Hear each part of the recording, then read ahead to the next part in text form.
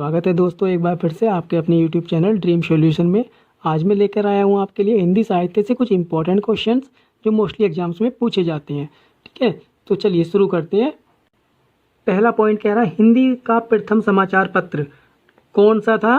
वो था उदंड मार्तंड। कौन सा? उदंड मार्तंड।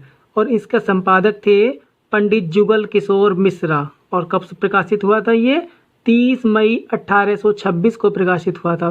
दोस्तों कब प्रकाशित हुआ था? 30 मई 1826 को प्रकाशित हुआ था। इसी प्रकार नेक्स्ट पॉइंट क्या कह रहा है?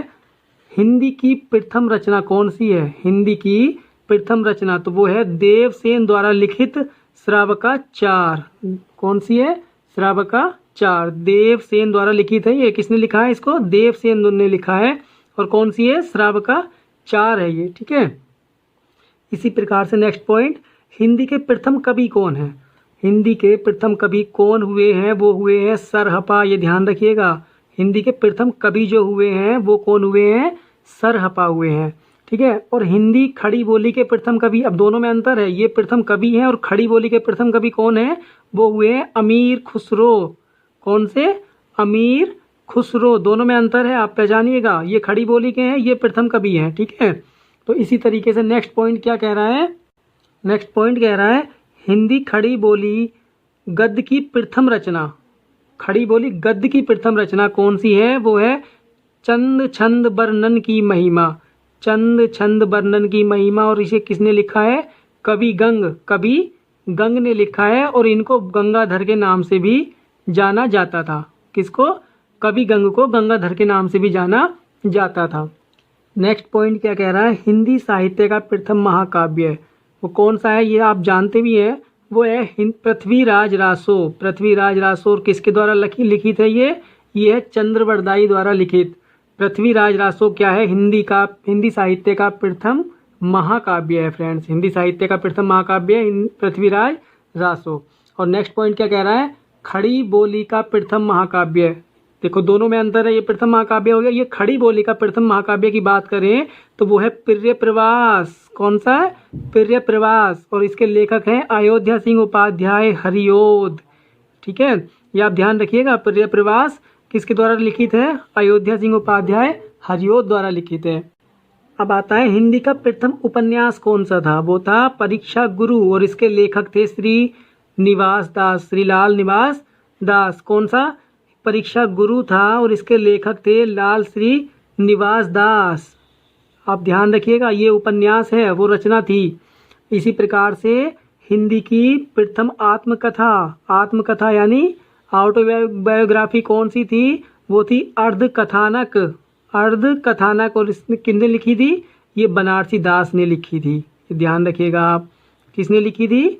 बनारसी दास ने लिखी। आता है हिंदी की प्रथम जीवनी। हिंदी की प्रथम जीवनी थी दयानंद दिग्विजय।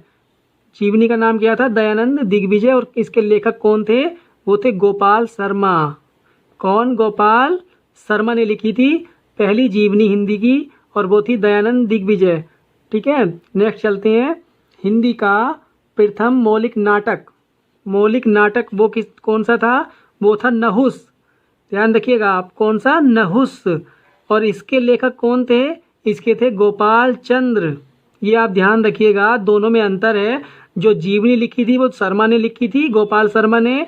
और जो नाटक लिखा था वो गोपाल चंद्र ने लिखा था। दोनों अलग अलग हैं ये। ठीक है ना। अब चलते हैं हिंदी की प्रथम यात्रा संस्मरण वो कौन सी थी? वो थी लंदन यात्रा। और उसको किसने लिखा था?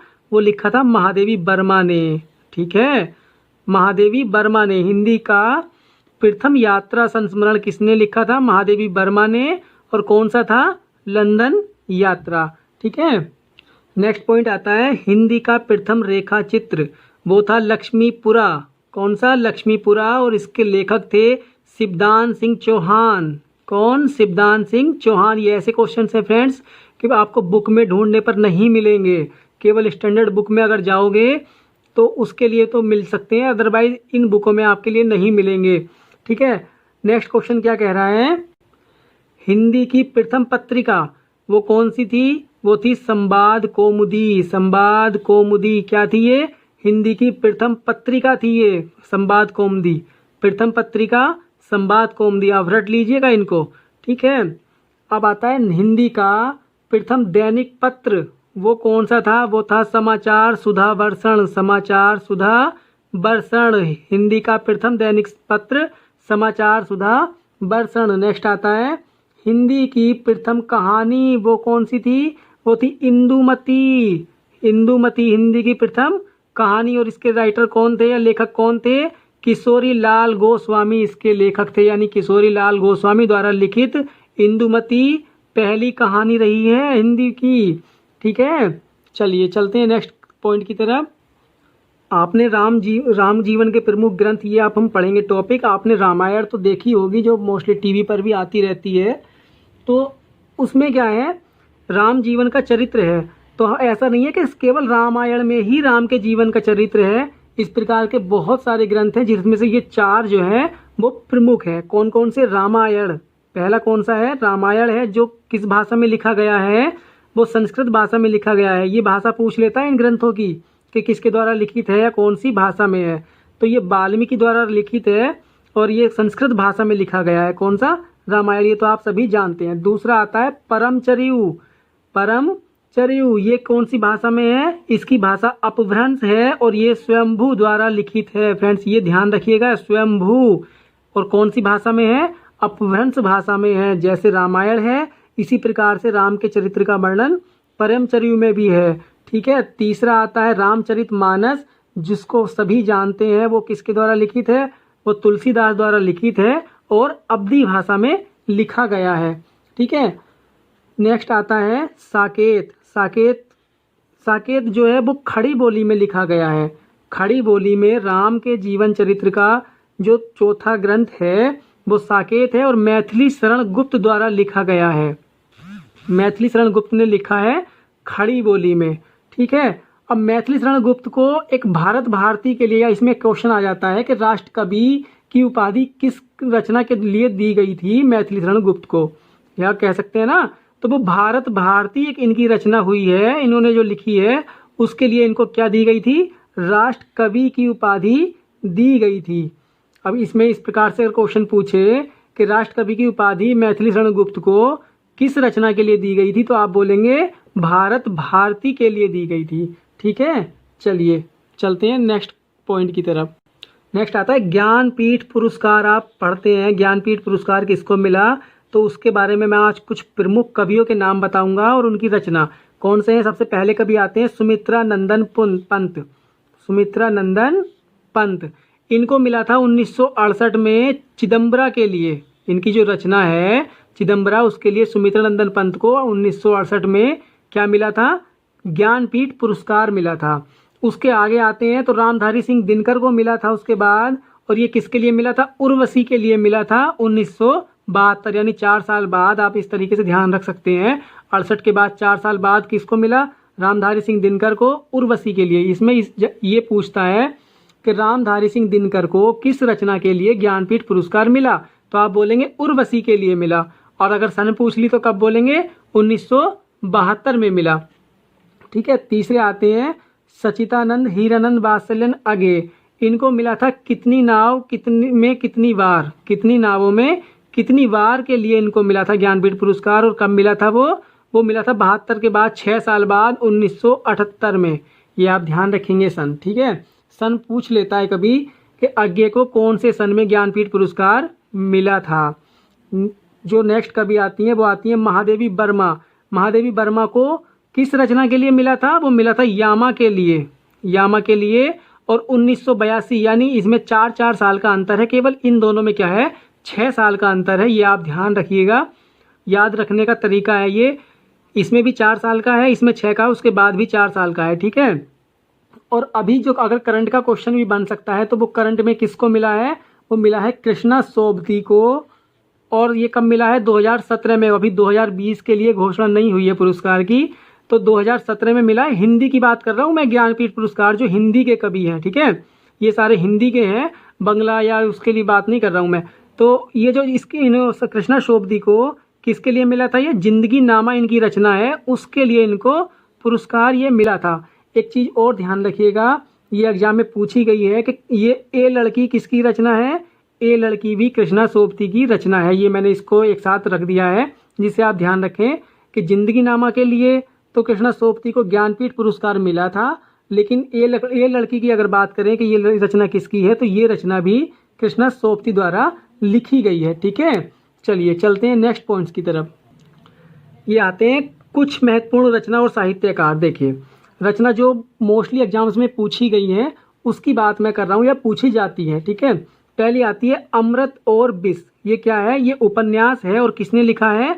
अमृतलाल नागर द्वारा लिखित है ये। ठीक है, और इसके लिए क्या था, इनको एक साहित्यिक अकादमी पुरस्कार भी मिला है 1967 में। या इस तरीके से भी कह सकता है, वो पूछ सकता है क्वेश्चन को कि अमृतलाल नागर को किस रचना के लिए या किस उपन्यास के लिए साहित्यिक अकादमी पुरस्कार मिला है, तो वो किसके लिए मिला है? अमृत और विष के लिए मिला है और 1967 में इनको दिया गया था। एक उपन्यास इनका और ध्यान रखेंगे आप, वो था सुहाग का नूपुर। सुहाग का नूपुर, ये भी इनका क्या है? उपन्यास ही है। किसका?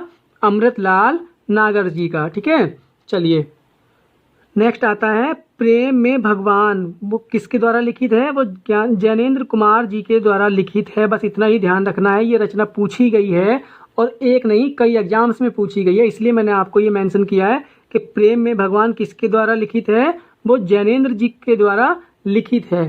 ठीक है, नेक्स्ट आती है लोकायतन। लोकायतन किसके द्वारा लिखित है? ये लिखा है सुमित्रा नंदन पंत जी ने, और इनको इसके लिए पुरस्कार दिया गया था सोवियत लैंड नेहरू पुरस्कार। सोवियत लैंड नेहरू पुरस्कार किस रचना के लिए दिया गया था? वो लोकायतन के लिए दिया गया था। और किसको दिया गया था? सुमित्रा नंदन पंत जी को दिया गया था। ठीक है, इतना आप ध्यान रखेंगे। जो भी इस वीडियो में है वो एक एक पॉइंट बहुत इंपॉर्टेंट है फ्रेंड्स। ठीक है, चलिए नेक्स्ट पॉइंट की तरफ आते हैं। विद्या सुंदर। विद्या सुंदर क्या है?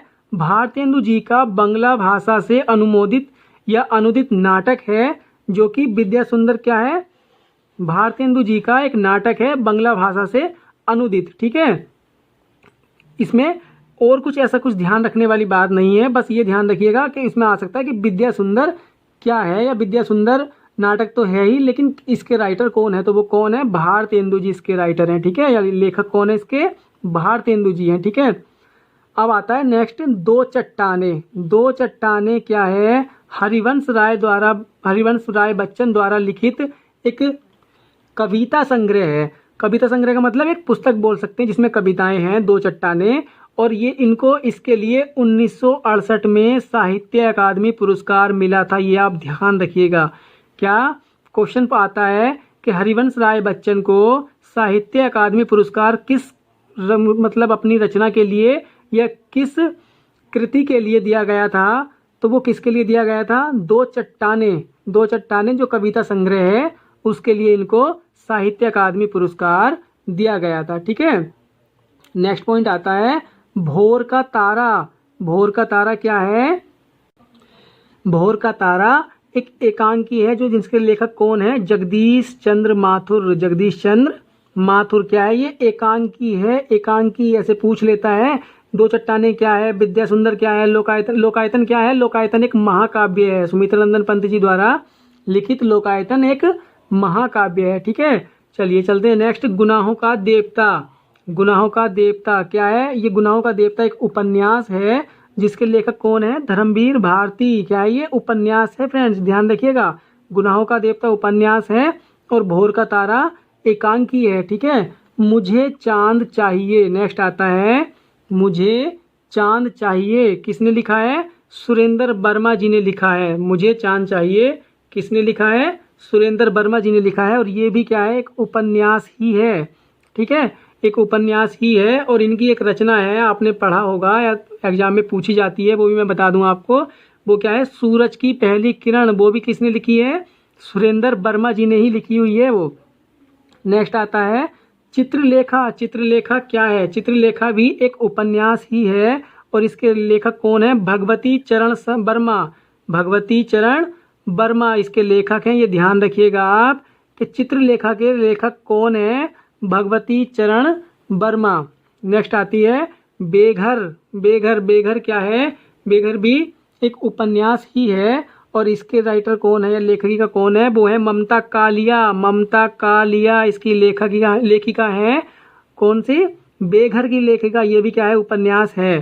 ठीक है। अब नेक्स्ट आता है friends post box number 203 Nala Sopara. एक ही नाम है पूरा, ध्यान रखिएगा। Post box number 203 Nala Sopara, ये क्या है? पूरा एक ही नाम है। और इसके लेखक कौन है? चित्रा मुग्दल। कौन है?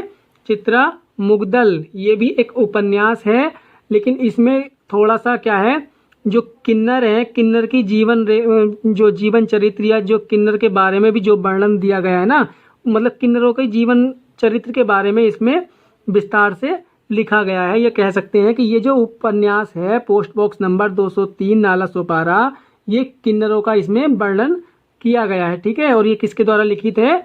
चित्रा मुग्दल के द्वारा लिखित है। ठीक है। तो मोस्टली क्वेश्चंस तो फ्रेंड्स ये आपके हिंदी साहित्य से हो गए हैं। इसमें एक दो क्वेश्चन अगर रह गए हों तो मैं आपको बाद में अपडेट करा दूंगा। ठीक है। एक चीज़ ध्यान रखिएगा आप कि एक क्वेश्चन और आता है प्रतीकात्मक काव्य। कौन सा? प्रतीकात्मक काव्य। तो प्रतीकात्मक काव्य हिंदी में दो हैं, वो कौन कौन से हैं? एक तो है कामायनी। ठीक है। एक तो आपका आता है कामायनी, ये आ गया। एक तो कामायनी हो गया, ये किसके द्वारा लिखित है? ये जयशंकर प्रसाद ने लिखी है। और दूसरा कौन सा है? पद्मावत। पद्मावत ये किसका है? ये मलिक मोहम्मद जायसी द्वारा लिखित है। ठीक है ना, मलिक मोहम्मद जायसी द्वारा लिखित है ये। और ये किसके लिए? जयशंकर प्रसाद द्वारा लिखित है। ये कौन किस में आते हैं? ये प्रतीकात्मक काव्य में लिखे, मतलब प्रतीकात्मक काव्य के नाम से जाने जाते हैं दोनों, कामायनी और पद्मावत। ठीक है। तो फ्रेंड्स हिंदी साहित्य के तो मोस्टली क्वेश्चंस यहाँ से कवर हो गए हैं। मिलते हैं नेक्स्ट वीडियो में नेक्स्ट टॉपिक के साथ। आपको अगर वीडियो अच्छी लगी हो तो लाइक करें, शेयर करें और चैनल को सब्सक्राइब करना ना भूलें। मिलते हैं नेक्स्ट वीडियो में नेक्स्ट टॉपिक के साथ। तब तक के लिए बाय बाय।